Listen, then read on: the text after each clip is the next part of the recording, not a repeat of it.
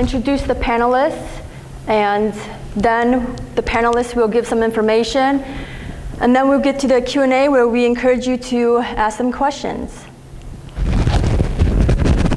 Use that? Okay. Oh, oops.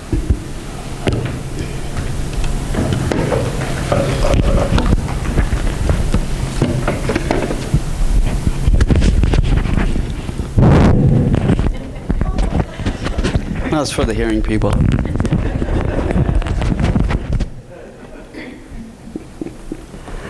Hi, everyone. Thank you so much for being patient and waiting. I want to welcome you to our Deaf Awareness Month celebration. This is the first time we've done that, and thank you, Carl. But I'm Carla Engstrom, and I do teach American Sign Language, or ASL. And I learned it from deaf teachers and their hearing family members at SCC right here in the 1980s. And I'm an interpreter for the deaf and hearing, and I've been teaching ASL here since 2002. You do the math. It is my pleasure and my honor to introduce our panel for Deaf Awareness Month. So, do we want to let them come up here? Maybe if everybody wants to come up and sit here, is that okay? Yeah.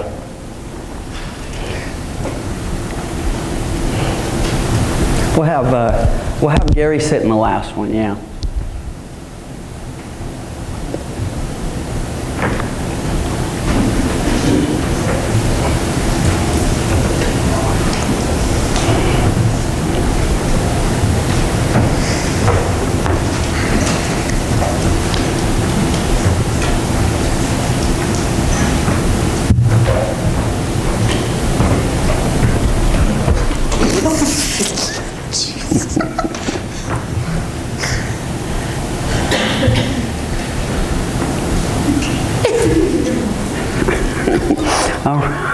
Again, it is my pleasure to introduce our panel. The first person in the red jacket is Arlene Garcia Gunderson, and she is a native ASL user who was born to Puerto Rican deaf parents, and she was raised in a Spanish-speaking community in the Bronx. She brings a wealth of professional experiences in advocacy, ASL, deaf education, human service, and interpreting. Arlene is the executive director for the Nebraska Commission for the Deaf and Hard of Hearing. Hi there, everybody. Hello. Arlene has more than 10 years of administrative experience as well as backgrounds in teaching, training, and mentoring grades K through 12 and college level. Arlene also was the first person of color to serve as the president of the National American Sign Language Teachers Association. She served 2 terms as president and several years as a board member. Arlene values lifelong learning and is dedicated to broadening understanding and sensitivities to the needs of deaf, hard of hearing, deaf-blind, deaf plus, and the Black, Indigenous, people of color populations, as well as their families and service providers. Okay, now our next panelist in the blue shirt and glasses is Miss Kim Davis. And Kim has been deaf since birth. She has provided public speaking workshops and training for the past 19 years, and she served on several national, regional, state, and local committees. Kim also has explained deaf cultures from around the world to many of my ASL classes. So Kim's been here 1 or 2 times. And Kim currently works at the Nebraska Commission for the Deaf and Hard of Hearing in Lincoln as the lead advocacy specialist. She is also a Nebraska licensed intermediary deaf interpreter. And her passion is to work with individuals and groups to enhance accommodations through the use of technologies and communication services, and she wants to promote self-advocacy, self-sufficiency, and independent living skills. And I would say that, oh, and then in her free time, she likes to look up her family roots. She likes to explore the outdoors and spend time with her fiance, 3 adult children, and 4 grandchildren. And I personally can attest that Kim loves a good restaurant gathering with signing girlfriends. And the last, but not least on our panel here is Gary Tyler. Gary is bilingual, a fluent ASL user, and a proficient user of English. He became deaf at the age of 2 from meningitis. His educational background includes the Wisconsin School for the Deaf in Delavan, the Prescott Elementary Deaf Program in Lincoln, and Gary is a proud graduate of the class of 1972 from the Nebraska School for the Deaf. Gary's talents include being a master level cabinet maker, an actor for the National Theater of the Deaf and the Little Theater of the Deaf, and in his youth he was a hilarious mime. He served at the U.S. Postal Service in Lincoln and was an evaluator for the nationwide Educational Interpreters Performance Assessment. So if you want to be an interpreter in public schools, you had to probably be evaluated by Gary. And Gary also was my ASL teacher for 1 semester at SCC back in the early 80s. Yeah. Gary is fully retired and he is joining us on his day off. Now, our panelists will give a short presentation about their educational experiences, growing up deaf, or living with hearing family members, or being a CODA. They'll explain what that means, I hope. And after the presentation, like it was explained, we'll have a Q&A session, and then we want to save like 5 minutes at the end to show, we have some more videos to show at the very end. So a special thanks to our Humanities Committee for organizing this goes to Cara Benedict, Mariano Alboran, Svetlana Yashirin, and our 2 interpreters, Erica Carlson and Ben Sparks. And thank you to everybody who came and who attends online. Thank you, thank you.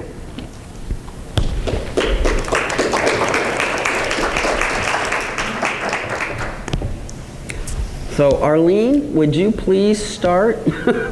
Should have said that. Oh, shoot. All right. Oh, yeah, your slide is up there. All right. Okay, I guess I could stand. Can you see me all right? Can you see me? We're good? All right. All right. Well, hell, I wish I had arrived here about like an hour ago, but campus? Oh, my goodness. I apologize for being late again. So, hello. I am from the Bronx, that is correct. My parents are both deaf. They're both from Puerto Rico, so I am a Puerto Rican American. It's interesting, when I was born hearing, but I have deaf parents, which is kind of odd. My parents, are hearing too. They were hearing, and then genetically we just lost our hearing over time. So I have a sibling that's deaf. We spoke Spanish in our home. Both of my parents' sides moved to America, to the States, to New York, and met at the School for the Deaf. Both were from Puerto Rico. My side is from San Juan. My mom's from Ponce, Puerto Rico. Born, raised, speak fluently, identify as hard of hearing, or I identified as hard of hearing. And I never really did know that I had the best of both worlds, honestly. A lot of, 89% of deaf children are born to hearing families. So I was in that 2%, like that 10%. So I went to a Catholic school, like an oral school here. St. Joseph School for the Deaf in the Bronx. Just a gorgeous old campus. They had a chapel, like an indoor Catholic school kind of thing. And let's see. My sister and my father went to that school. I went to that school as well, but I transferred over to Queens, the Queens School there. New York State has 11 different schools for the deaf, statewide, 11. So it was really a unique experience for me. My sister graduated from there, and then she went to a different school, and I kind of followed her footsteps at the Lexington School for the Deaf. The Blue Jays there, that's in Queens, New York. Just a hop and a skip from the Bronx there.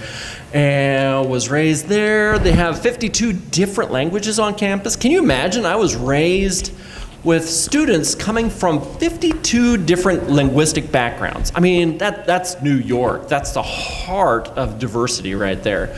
I was raised using total communication, speech and sign. I signed solely with my parents at home. So again, I had the best of both worlds. Then I went to Gallaudet University at 16. I hadn't finished high school, and boom, I was on my way to Gallaudet, got in, graduated with my bachelor's in social work, and then studied up for my master's in deaf ed, bilingual, bicultural perspective. And I decided to pursue educational administration as a second master's. And I've been a student, I've been a teacher, I've been a dorm supervisor, counselor, therapist, a coordinator, program manager, until I became executive director here at the commission here in Nebraska. My 4 children there, I have 4 kids. The oldest one is Caleb. He might sit aside and be an interpreter. He has dreams of being an interpreter. I have fraternal twins. They just graduated high school back in May. That's my baby girl. She is 14, will be starting high school. Poor her, she went through COVID and in middle school. So can you imagine somebody going to elementary school, jumping over to high school? That's a jump. So I'm from Puerto Rico, grew up in the Bronx.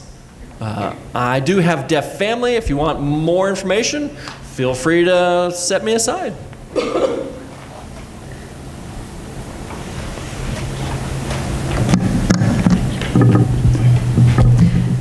I'm going to move this podium here real quick. Okay. It wasn't very deaf friendly, kind of blocking my view. I'm Kim, and I was born deaf. And my parents didn't really know that I was deaf until I was about 3.5. So this picture is of the approximate age of when they found out I was deaf. I was born in Turkey. I was born in Turkey because my dad was in the military. And I was born in Turkey during the 1960s.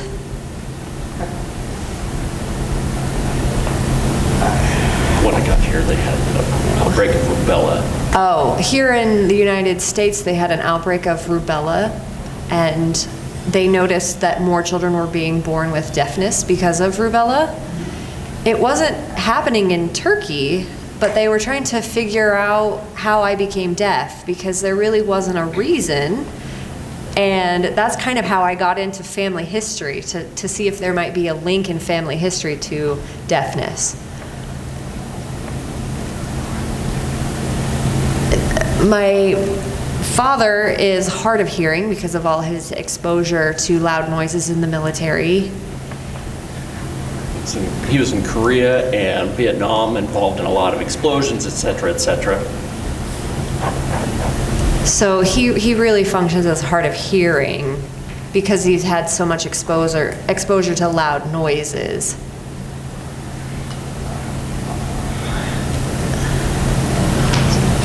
There were a lot of members of our community that were in the mining industry, and that's a very noisy industry as well, and that caused a lot of hearing loss in our community in Ohio.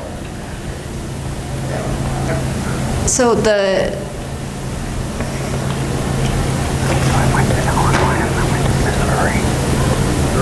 first deaf oral school was set up. I went to the Indiana School for the Deaf, and they taught me how to speak and lip read and using what I could hear. And that was like preschool, right? Then I moved over to Iowa. We were stationed in Council Bluffs. I don't know how to spell out Council Bluffs, right? CB, yeah, Council Bluffs, Iowa. So my mother was born and raised there, and we've been there since, 1980, 78, 67. And at that time, Nebraska was, we could see Omaha kind of growing from across the river from Council Bluffs. So, yeah, we moved to Council Bluffs. Kindergarten, I went to the Iowa School for the Deaf. My parents were like, they didn't want me to stay there. A lot of professionals that we interacted with at the time, audiologists, speech therapists, speech language pathologists, all the professionals said, no, don't let her learn sign, because if she picks up sign, she's never going to learn how to speak. And that's a pretty common statement that you'll encounter. So I was stuck in a mainstream public school, didn't have interpreters, had to rely on lip reading. That was a challenge. Elementary wasn't so bad. I mean, if you recall elementary school, I mean, you're just playing around, doing your thing, participating in activities, not really being a scholar, right? Or, the teachers really don't present information, or if they do, it's more accessible. But high school, middle school and high school was rough. I was a very athletic person, so I got by on that. That really helped me get through school. I had teachers who, like my athletic coaches, for example, would be like, They would help me pull up my grades so I can continue to play, because I was like an excellent volleyball, track, baseball, softball, gymnastics. I was all-round athlete. So I took advantage of my athletic skills to pull up my grades. Anyway, senior year in high school, I went to Australia as an exchange student. I went to, you probably can't see it. It was, King's? No. King's College, yeah. It's a British school over there in Australia. I don't know. You know Harry Potter? You know the movie Harry Potter? Well, it's similar to that kind of concept. They have like they do like 9th year and 10th year. They didn't have juniors and freshmen and seniors. It was a really different experience than I had at a public school here in the States. Later in my high school career, I was able to come back and graduate, but that was a big shift, because Australians, they use a different sign language. But I went to a public school. It didn't allow me to go to a deaf school in Australia, so I encountered a lot of challenges, and their accents, trying to lip read with an accent, Australian accent, forget about it. So I went to King's College, I went to Gallaudet University, and then I transferred over to a hearing university. All my instructors at Gallaudet signed. Some who weren't great signers would bring in an interpreter, but most of those Gallaudet University professors were fluent in sign. At the hearing, general public colleges, they bring in a sign language interpreter, but that bond is way different, you can imagine. If you can communicate directly with your professor as opposed to through a sign language interpreter, that's different, right? I am involved in a lot of community events that focus on diversity, especially between the hearing and deaf communities, deaf blind, deaf plus. Some people are wanting to... They might be deaf immigrants, they might be deaf refugees. So I have a heart for that community. I love developing a strong relationship with immigrants and refugees. I'm involved in a lot of boards, and because nobody's going to tell them the best way to interact with their consumers. My goal is to enhance the awareness of the deaf, hard of hearing, and deaf blind's needs statewide. And these are all personal things. I've been a strong advocate for several years. I'm a deaf interpreter, a community participant. I absolutely love to travel. I think I've been to 60 different countries at this point, and I feel like I'm not done yet. This is family genealogy, and I just love to hunt and fish.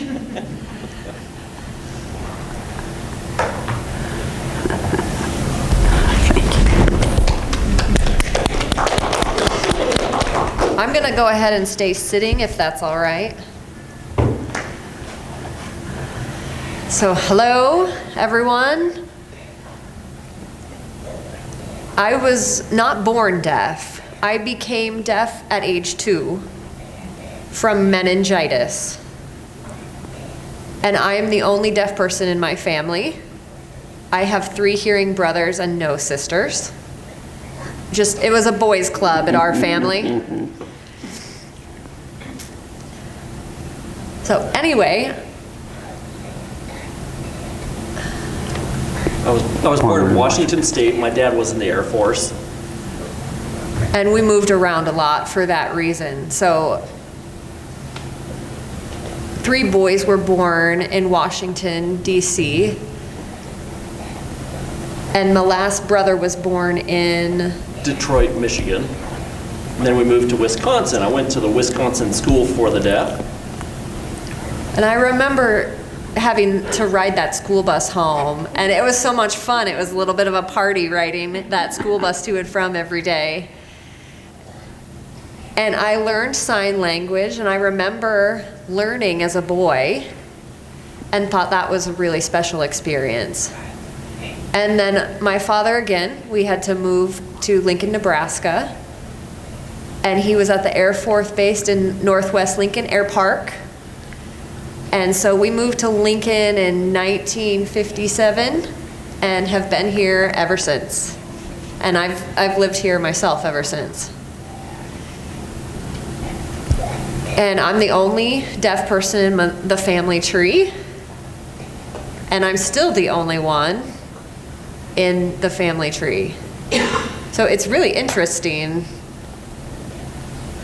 I remember growing up deaf and not really I wasn't really understood in my deafness, and I couldn't really relate to a lot of what people were doing and saying. And my brothers would tell me, I thought I had the best brothers in the world because they would actually always tell me what was going on, to keep me up, to not give up on the communication struggles. And they would help me feel better about a lot of those struggles.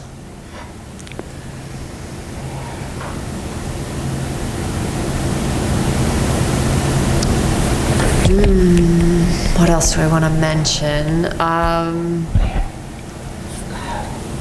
So I went to Prescott Elementary School here in Lincoln. My mother knew when we were moving from Wisconsin, she needed to look for a good school here in Nebraska. They did have a school in Omaha, the Nebraska School for the Deaf, but she wasn't sure if she wanted to send me that far. That seemed too much for someone in elementary school. So they decided that I would go to the Prescott School, which is an oral method, no sign language, not at all. So it was kind of tough for me because I was used to sign, and they would tell me not to sign. They would make sure I was focusing on my ability to speak. So that was kind of tricky. There's a lot of punishment there because I was used to signing. But I did learn how to talk. Proficient. But I would say that I'm not. some people understand me and some people don't, because I don't know how proficient I am.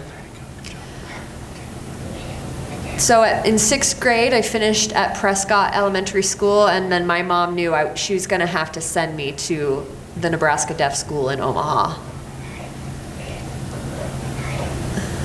I hated dorm life. I hated dorm life. I wanted to be at home.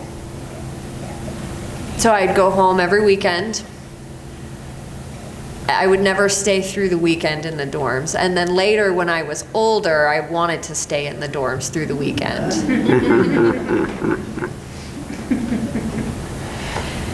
And So did you stay out of trouble then? Oh, or yeah. did you get into trouble?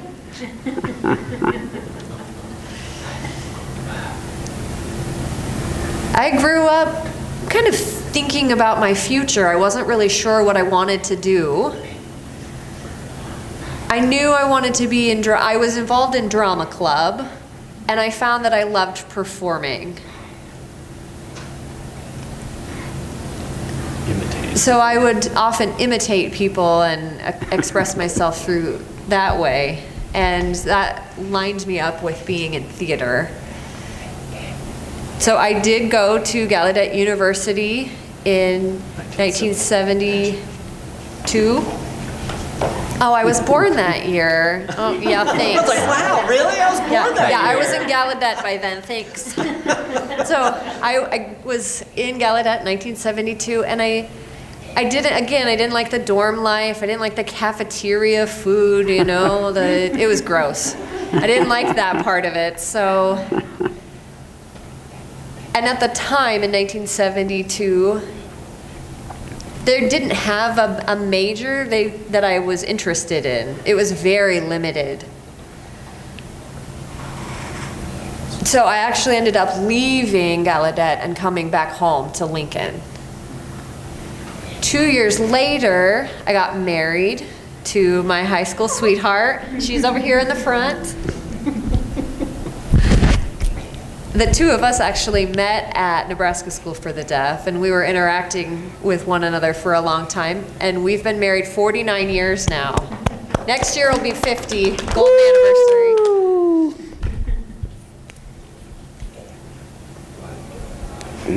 So We still keep trucking We're still on. trucking on. we're going, we're moving. 49 years. And the two of us got married, and we have 2 children. They're both hearing. We have a daughter and a son. And we did teach them sign, and they picked up sign really fast as kids. Today, my daughter she's a stay-at-home mom. She has 4 boys. And my mom had 4 boys, and now my daughter has 4 boys. So that seems like a family thing. So she stays at home. And my son is a fire captain with the Lincoln Fire and Rescue.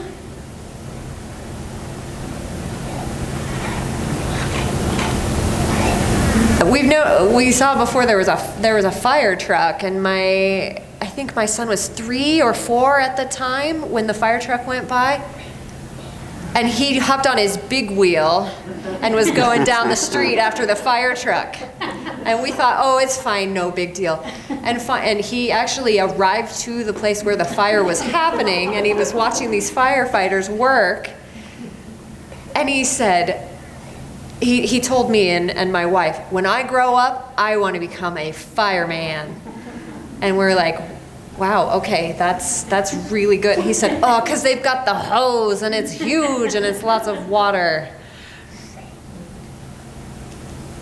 You know, imagine being 3 or 4 years old, and you already know that someday you want to become a firefighter. I think that's really cool. And now that he's a captain, it's come true for him.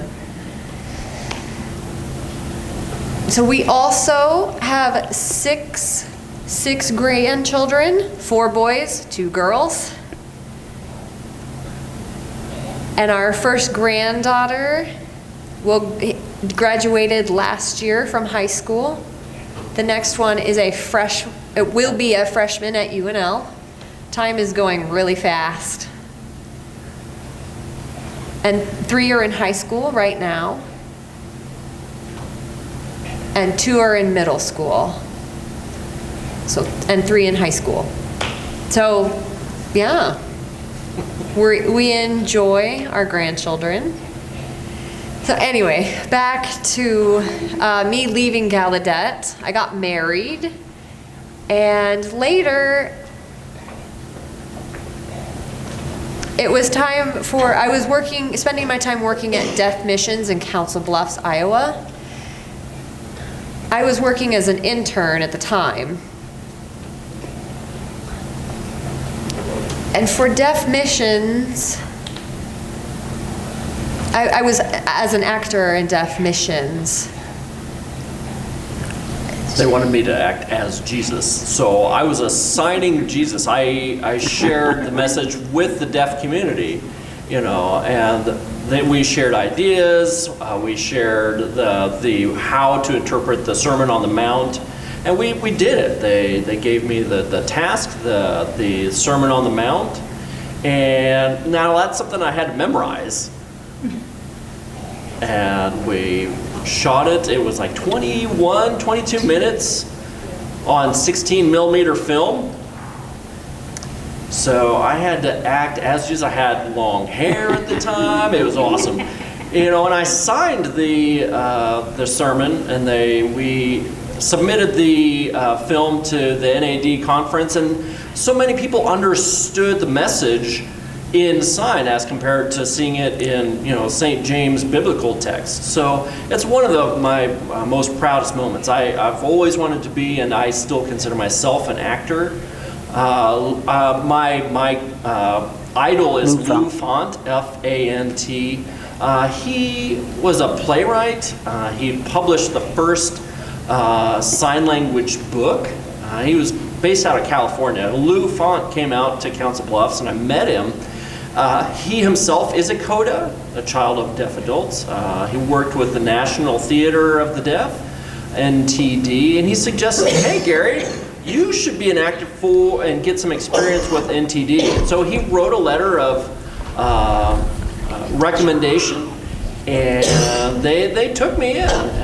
It was a 5-week course. It was a summertime course. Stayed there for 5 weeks, picked up some acting skills, did some ballet, some dance skills. What else? I don't know. So that was pretty fun. And then once 5 weeks was all said and done, NTD, they offered me a job with their troupe, and LTD, the Little Theater of the Deaf. NTD, the National Theater, they did like major performances, like big city tours kind of thing. Now, LTD, that was more geared towards children, like in elementary school, exposing them to the arts in elementary and middle school. So, but I was on board with both of those troupes. Yeah. So, NTD 1978, 79, I was there. Yeah. All said and done, I just decided I didn't want to continue anymore because I had family back at home. I had 2 kids at home, and I thought, I got to get back to my roots. My mom, she's like, Gary, you are responsible. You need to be at home with your children. You can't be out on the town touring the United States. My mom's Italian, right? So very strong family culture from that Italian background, and I got it. So I left NTD, came back home. I worked for the Postal Service for 18 years. Hated the overnight shifts, those graveyard shifts. I hated that, but hey, it was some good money there. And then, let's see, they offered me a job on the EIPA, the Educational Interpreters Performance Assessment, so EIPA for short. And I got a gig there, and that was really a lot of fun. The EIPA, the reason it was established was some of the schools for the deaf nationwide were shutting down, right? Deaf kids were being put into public schools, and they required access through interpreters, right? Now the interpreters, it was hard to judge whether or not they were skilled, were they qualified to the job. So that's why we founded the EIPA program. We ran an evaluation system, looked at the interpreters, their performance, and gave them advice and counseling on how they can improve their skills, gave them a rating, and so that they can better interpret for their consumers and provide educational equivalency, right? We evaluated interpreters through a videotape submission, so actually like VHS tapes, and later on became DVDs. So they would be filmed in a classroom. The interpreters would be filmed in like an elementary or the high school level. They would interpret a topic. We would watch their product. We would watch their signing ability, how they interpreted. If they were great, if they were qualified, thumbs up, great, you pass. We didn't really tell them it was a pass or fail test. We gave them a recommendations on how to improve their skills. We never really fired any interpreters. We never got them fired. But anyway, yeah, so that was my last job, was evaluating sign language interpreters. There's a lot of them out in the States, and they sign individually differently. I never told them they signed wrong or this person was right or wrong. It really, because sign is localized, we internalized that and included that in our process. So, yeah. I wanted to continue with the EIPA, but then in 2018, I had a stroke. It was a moderate stroke. My left side of my body was paralyzed. It has paralysis. So I decided to click my time card and retire. I couldn't walk for 8 months. I used a wheelchair for 8 months. I had to relearn how to walk because of my stroke. And I can walk with a cane. However, I gotta take it slow, all right? Again, my left arm, it's never moved. So that's kind of where it's at, and I have accepted that. I sign, you've probably noticed, I only sign with my right hand, my right arm, right? And let's see, what else? I am, fully retired. So I'm not acting, I'm not rating, I'm good. Yeah. What do you think, Carla? Thank you, thank you, thank you, thank you.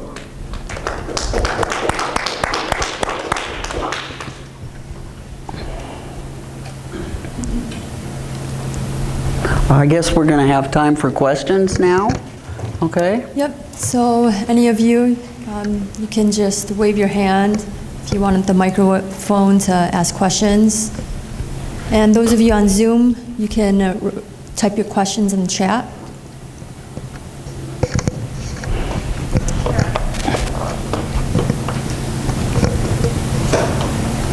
I'd like to ask Gary, as a follow-up, how the shift in your ability to only sign with one hand changed the way you communicate. Is only being able to sign with one hand a big shift?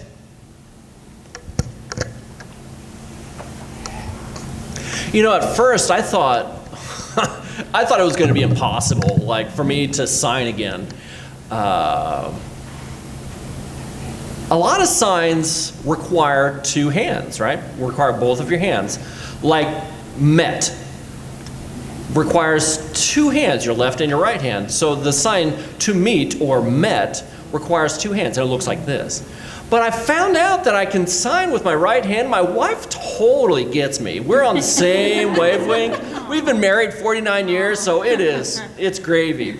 But you know, when I interact with people and I'm chatting, they get me. They understand my sign. So I realized that, hey, I can use my right hand, and it really hasn't made a difference.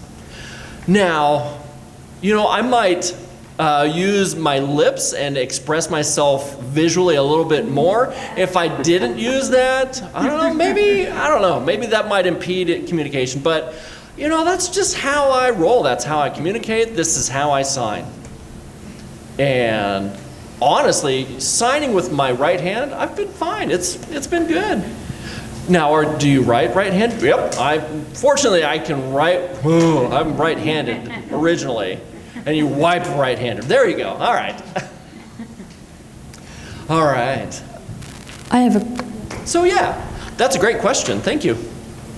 I have a question. What are some stark differences between communicating with someone of hearing and those who are deaf, and those who are hearing, they're fluent in ASL? So for instance, I was showing Carla some videos in ASL, and I was asking her questions about these signs and those signs.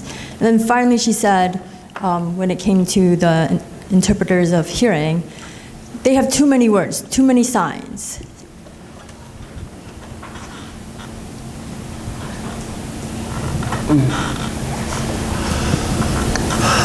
So this is Arlene. So sign language, I mean, there are accents, you'll encounter those. There are regional signs that are used. So for example, in New York City, the sign for hospital looks like this. It's on the brow. Dangerous looks like this in the Bronx. Birthday, there's a variety of signs there. So really, like with English speakers, you have accents, y'all, right? I mean, you don't speak all the same, do you? No, I know you don't. So we're just like you, but it's in sign, right? This is Kim. I'd like to also add that a single word might have a variety of meanings, right? In English, you have different signs for each of those meanings.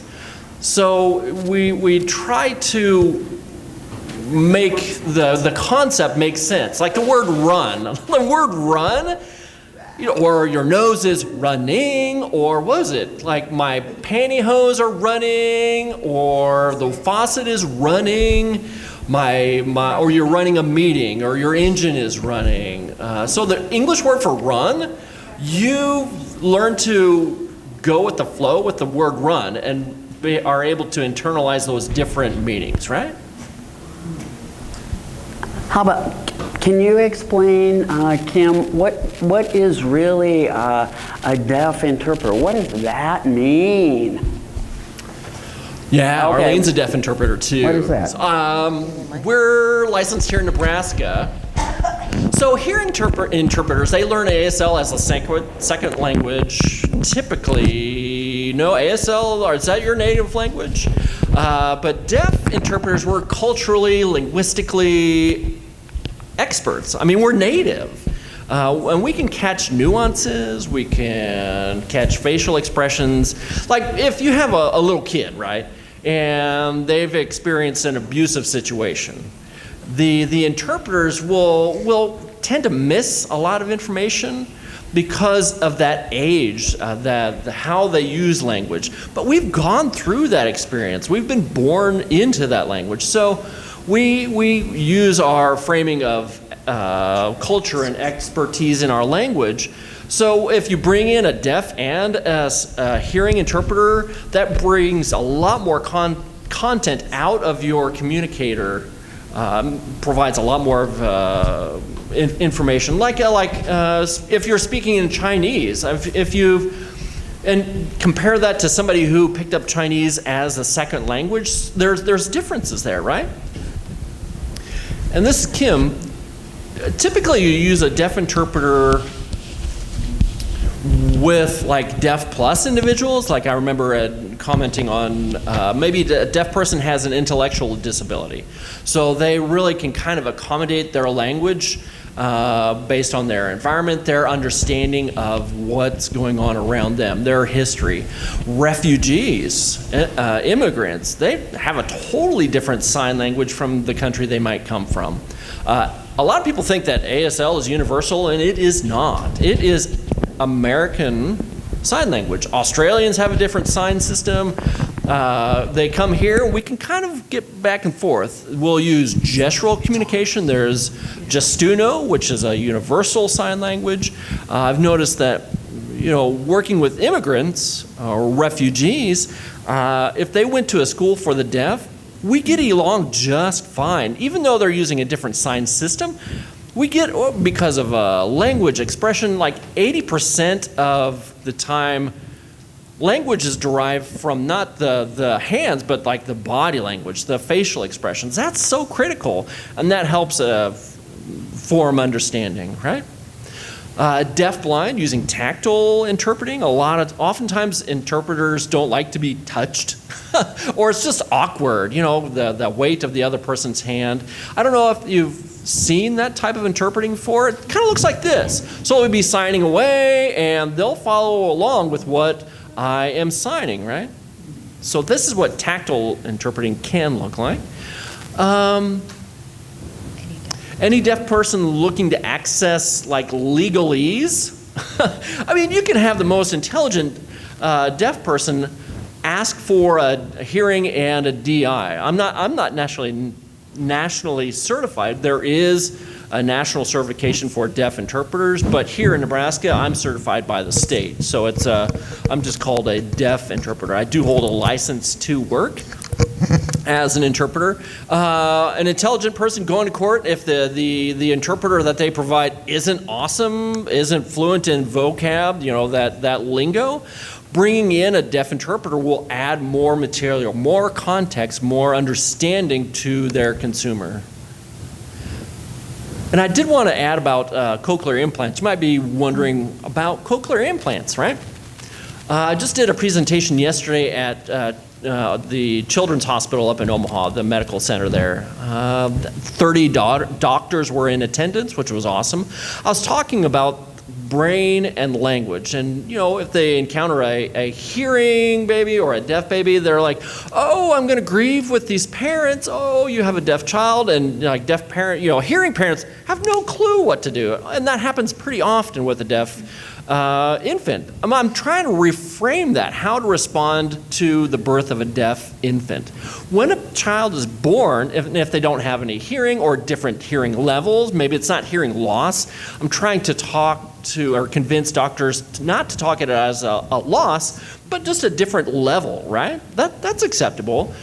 And refer them with an explanation, not necessarily a diagnosis. And parents get overwhelmed. They don't know what the hell they're going to do with a deaf child.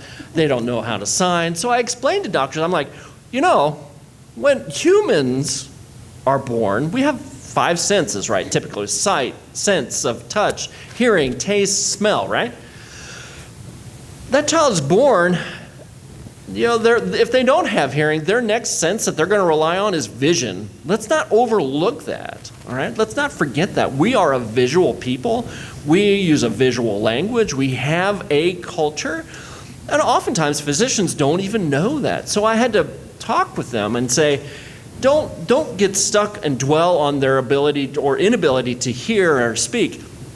Give the child language through their eyes at first. Then they'll pick up English, reading, writing, speaking, hearing, whatever, based on that child's needs. So it's really there's no one size fits all. We are so diverse in our backgrounds. I'm Puerto Rican. I speak fluent Spanish. I have my own unique situation.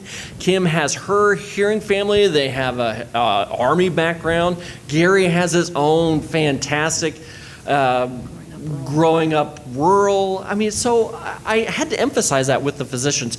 Language first, whatever it is. Don't use baby signs. There's no language called baby sign. There's just ASL. My 4 children signed first before they were speaking. So I emphasize with parents, it's okay to have a deaf infant. They're going to have a journey. You're going to navigate it with them. They're going to learn language, and you're going to be along for the ride. Now, cochlear implants, language is a human right, period. Do not deprive children of that linguistic human right. Cochlear implants come with a lot of challenges, like they can't go through metal detectors. They'll set off, what do you call it? Like the checkpoints, TSA kind of thing. They cause headaches, or maybe the machinery in the device gets outdated, and that affects your brain, right? I'm saying let the child make the decision whether or not they want a cochlear implant. I could be implanted, but I choose not to be. I can hear a little bit, but I started with hearing aids. Test them out with hearing aids first. Let them progress from there. They'll give you feedback as to what they need later in life. I like having hearing aids because I have a little bit of residual hearing, and I cherish that. But I've got a few cilia in my hair. If I was implanted, I would lose whatever hearing I had left, and I'm not about to do that. So I get along with hearing aids just fine. I sign, I can speak. But I keep in mind that I use sign language as my vastly most prioritized language. I can speak. If you don't get me, I get it. I'm hard of hearing. I will never call myself a hearing person, and I don't ever mislead parents to think that if they implant their child that they're going to have a hearing child. I would never, ever, ever do that. I'm fine, yeah. So, my question is, a lot of That's us... New York for you, baby.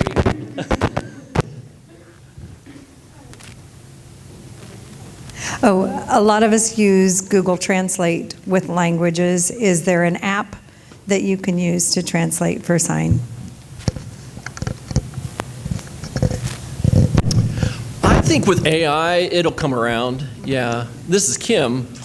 What is it? Animated app? I mean, there you can type in English text and it's kind of chopped. Well, yeah, it's not perfect. I mean, 10 years down the road, I can see it happening. Yeah.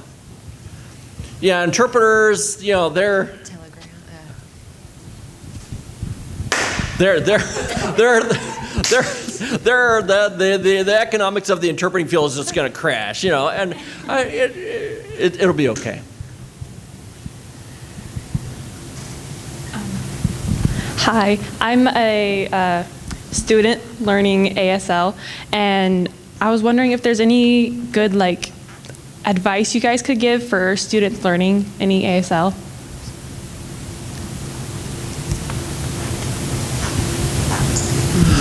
This is Kim. Don't use your voice. Don't speak and sign at the same time because both languages suffer if you use two at the same time. English word order is not ASL order. And socializing, yeah, like Kim said, socialize. Go to the Omaha Deaf Club. Does Lincoln have one? Well, Lincoln Used to, but they don't anymore. Yeah, there's one up in Omaha. There's a Deaf History Museum up in Omaha. I'm in Nebraska. I signed Nebraska, but yeah, up in Omaha. There's a lot of online resources also that you can access. There's some, we were showing some with music before. It's very expressive. There's stories. So just watch what you can online. There's one video that I like that says, am I deaf enough? Do you mind if I it's like 7 minutes. Yeah. She's asking. Please, pretty please. We have 7 minutes left. Do we have it? 7 minutes? Do we? Can we do that? Yeah, I tell you what, I'll forward a link, and it'll be eye-opening. But yeah, you could Google it too.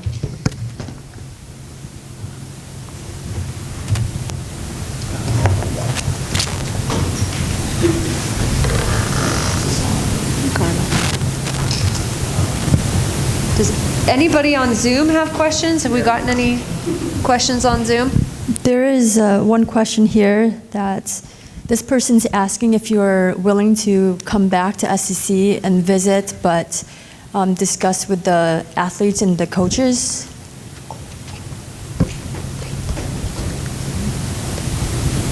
Yeah, absolutely. Yeah, I would be happy to do that.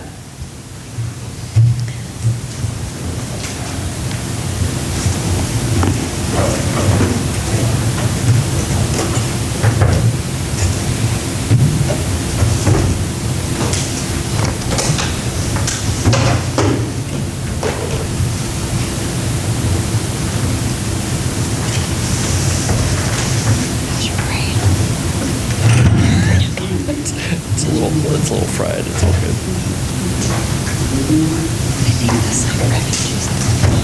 Refugees or refugees. Or immigration. Immigration. So oftentimes you'll see like this, but this is more.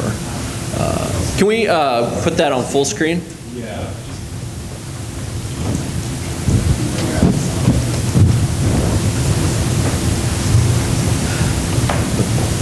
Because of paperwork, they'll often put like the American flag over their picture. That becomes immigration. I thought that was nice.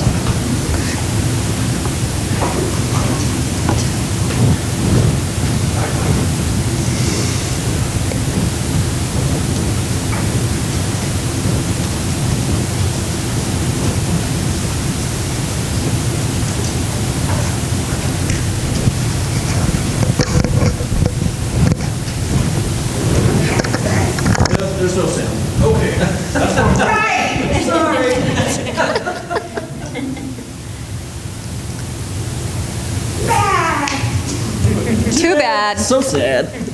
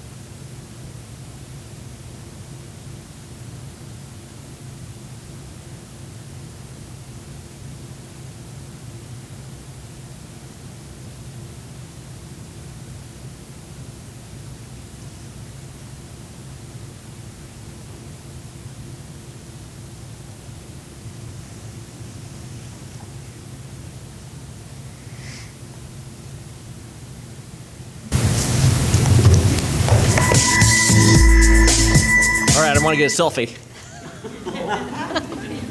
All right. I want a good deaf applause there. Oh, hold on. What do you want me to do?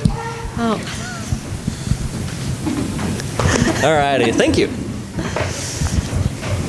Okay, so really the message here is that we have a culture, we have a language, but we don't have a country. A lot of cultures and languages have a country. So that makes us unique. We're scattered worldwide. So what we recognize is with the COVID pandemic, we've gained more access. We've got more connection through technology via Zoom. Even though COVID wasn't a good experience for many, many, many people, for us, the deaf community, it joined us because worldwide we were able to connect. We didn't share a country, we do share a culture and a language. Right, different languages, but we all sign. So thank you. Gary, did you want to add anything? Nope. Questions, thoughts, concerns? This is Kim. The three of us, we are deaf. We are deaf enough. I'll take the microphone here. Hi, my name is Darlene. I can use my voice. I use my voice when I want to, I need to, but I don't use it every day. It's a tool that I use every day. So it's really nice to meet you all, and come to the Nebraska Commissioner's office and visit our office, okay? Okay. There's another question. Are there any tips that you can give teachers, staff, that could help better support students who are deaf or hard of hearing?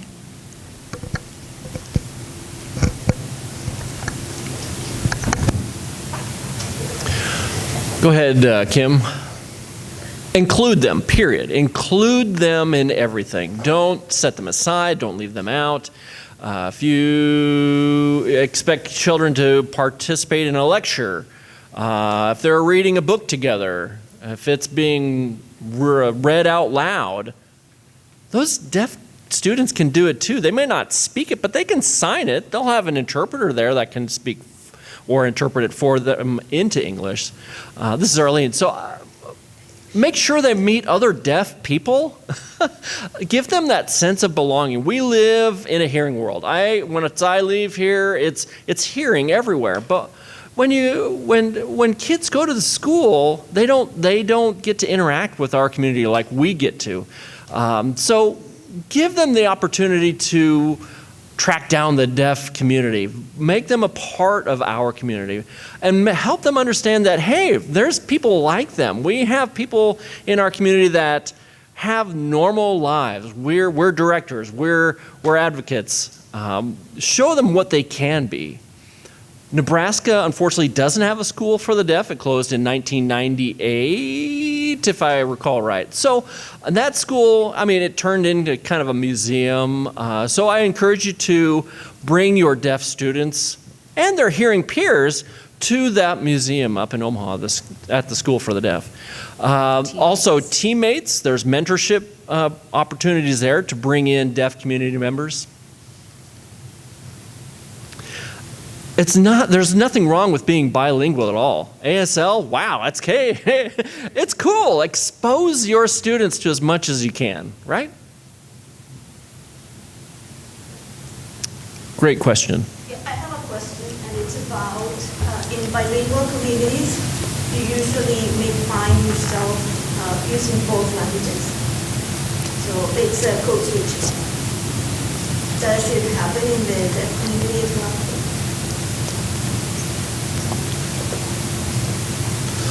This is Kim. Well, I guess the answer, it depends. I'll take that back. Bilingualism can happen even, they might not be able to speak, but they can use written English fluently. If you don't know sign, you can revert to written communications. Now, code switching, that's more of a ASL to English kind of transitioning between languages. So it depends on who you're hanging out with. Sometimes I will use my voice, and if they don't get me, I'll use sign. It depends on who I'm communicating with. If we aren't on the same page, I accommodate them. So I have a way of using spoken language, visual languages, so I can code switch very well, and I've been doing that since I was born. I mean, do you call yourself hearing people? No. We assign that label, right? So you are the hearing community. We are the deaf community. And so that's where one of the differences occurs, right? We've assigned that label to you. You didn't give it to yourself. We have staff interpreters she dislikes the word hearing people. She's like, people who can hear. And I think to myself, well, no. Well, people who can't sign incompetent or sign impaired. And I like to call hearing people sign impaired. Yeah, that's a good one. That was a good question. Thank you. Last chance. What about, so you're trilingual, right? Well, I don't know. I don't want to say I'm trilingual because my parents are deaf. If I was to use, I can speak Spanish fluently sometimes, but I've got like Spanish, but with deaf parents. So I'm really in kind of a unique situation, right? So do your parents sign in Spanish? Well, my parents grew up oral, like in the 50s. I mean, they would smack your hands. They would punish you, hit you with a ruler. So my parents went through that. That was like the dark ages. They call that the dark ages of deaf education, right? My parents went through that. They couldn't sign. If teachers like got their back to them, they would shoot off a couple signs here and there. But then as soon as they could see my parents, they would hide their hands. And they got through oral communication, and I can speak and I can sign. My parents sign Spanish, sure.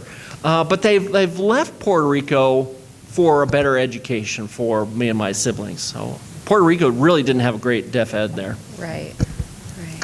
I've got one more question. I am of a Spanish family, but I wouldn't call myself trilingual, right? I got one more question. I don't mean to be like offensive or anything. What's a funny or embarrassing like story you could have as a deaf person? Gary, you got one? Embarrassing story. Well, this is Arlene. So we're all college students. We're adults here, right? Are we age appropriate here? We're on Zoom. It's being recorded. Be Oh careful. my God. Well, okay. So I taught ASL for 20 years, right? I saw how the ASL field has grown. You know, we're requiring degrees of people who teach. Back in the day, it was grassroots. I mean, it was like native signers who were teaching. Anyway, I get off point. I was teaching at a community college. I was training interpreters out of Denver, Colorado. It was like ASL 3, like it was. Then we had a final exam. Okay, we had a list of questions, not statements. I'll call them statements, right? About 10 different statements, and they had to describe something, right? And ASL has classifiers, right? Classifiers exhibit like movement. So, for example, like car is the car is driving forward. That's a classifier for the car. That's a symbol for the car. The car whizzes by. So that's a classifier. And we teach that in ASL 3. One of the sentences or statements was, I have 3 trophies. Trophies. They signed it. You know, they went through the statements, they hit that statement, and I have 3 vaginas. And I was like, whoa. And I realized that hand shape is wrong. I couldn't criticize them because it was the final. I couldn't give them feedback. And I asked them to do it. I have 3 vaginas. And I thought to myself, oh, well, did I teach that wrong? Or no, no, I don't know if their high schools taught them wrong, but anyway, so I recorded it and I took off a couple points and I said, okay, student, get over here. You know what this sign means, right? Well, that means vagina. That means you were signing that you had 3 vaginas. And they were just blown away. I'm like, oh my God. And she left and she was heartbroken. I'm like, it's all cool. It happens in sign. Because when you say, oh, I'm hungry, you don't say, I'm hungry. You know what I mean? I don't. It's a different kind of It's hunger. a different kind of hunger, if you get what I'm trying to say.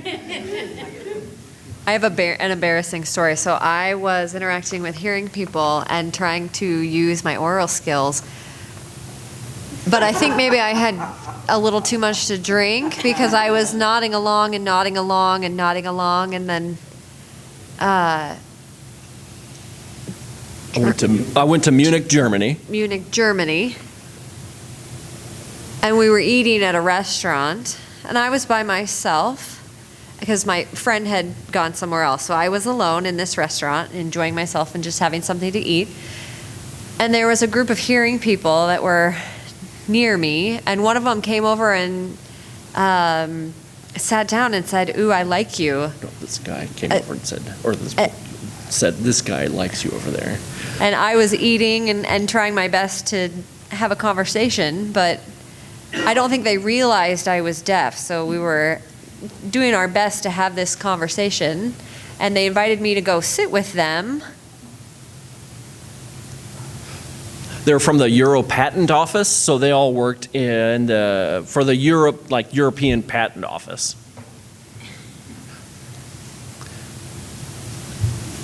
And they were all from different countries in Europe, and so we were having a good time just chatting. And I let them know that I was deaf, and it was really impressive that we were still able to communicate with them because they each had their own way to speak English. I had this giant stein of beer. If you've never had German beer before, it's stronger than American beer, and so my skills to be able to read lips really started to decline. And there was a comment, and I don't know what it is. I was just kind of nodding along, like, "Oh yes." There was a shoulder bumping, and all of a sudden we were all shoulder bumping, and I couldn't figure out what it was. So I was like, okay, I'm just going to drink my beer and bump shoulders. Yay, cheers. And later someone wrote it down that They wrote down a hotel room, like a hostel room, and they invited me back to their room. I'm like, no. you're like, all that nodding along, you're like, oh, I have to stop this conversation. Yep, this conversation's done. I'm out of the group.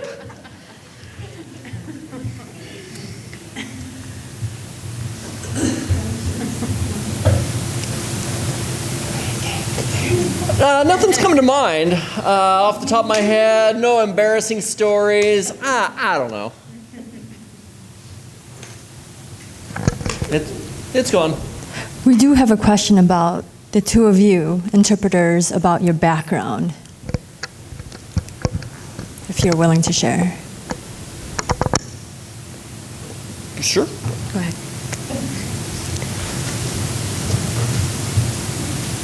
Oh, like our background? In general, yours. That's your background. Oh, in general. Oh, I was like, background? What background? Okay, so do you mind interpreting? Go Okay, ahead. cool. So I'm a coda, much like Gary's kids were. My parents are both deaf. I picked up sign language as a first language in my home. I have aunts and uncles that are deaf. So I consider ASL to be my first language, as well as English. I picked them both up at the same time. I felt very fortunate to grow up in the community that I did, because it's very, very special to me. I didn't become a professional sign language interpreter till much later. People kept saying, hey, you should be an interpreter, you should be an interpreter, you've got all the tools, just polish them and become an interpreter. And I didn't see the gift that I had until much later. So I was a wedding photographer, et cetera, and then the stars aligned and I got a job as an interpreter, and I've not looked back since. How many years have you been interpreting? Professionally since 2008. Yeah, almost. So, almost 20 years. Cool. You want me to- Yeah, you interpret. Yep. I started at Iowa Western. I was telling Gary when we got here that I am not a CODA. I am a NERDA. So I am not even related to a deaf adult. Started at Iowa Western, finished up at UNO when their program came open. Was in public education interpreting for about 10 years, and then went freelance in 2019. Awesome. Well, welcome to our world. You all are welcome as well. I mean, we need more interpreters. Many are retiring at this point, so we're reaching out. We've got that door wide open. Stop by, visit us, find us, help us out. All right, thank you. Thank you. Thank you, everyone. The movie? Or do we still have time to show the other one? Right. Okay. So.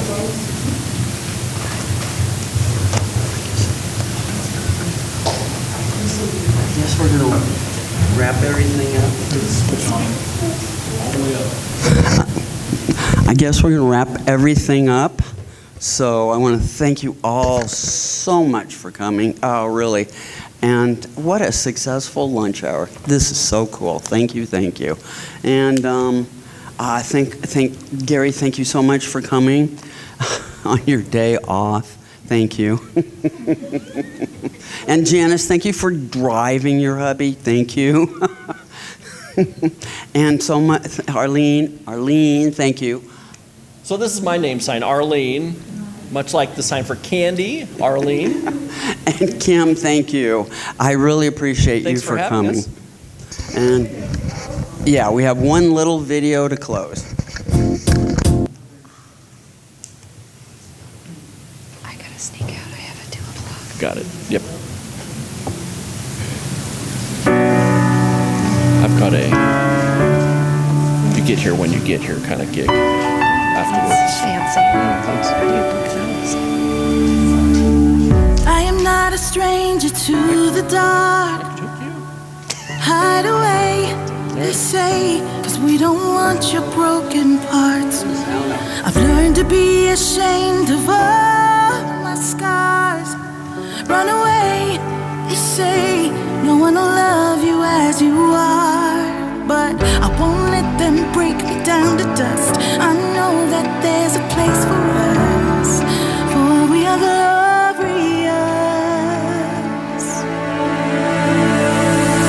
When the sharpest words wanna cut me down, I'm gonna send a blood, gonna drown them out.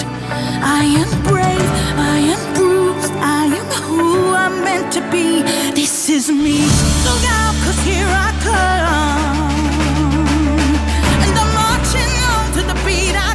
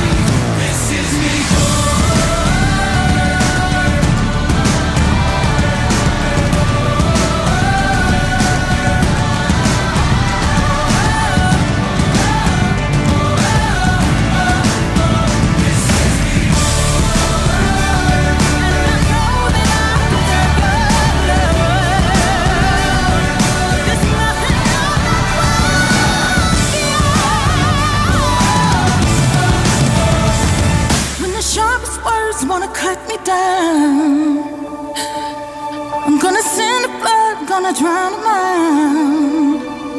This is brave, this is bruised, this is who I'm meant to be, this is me.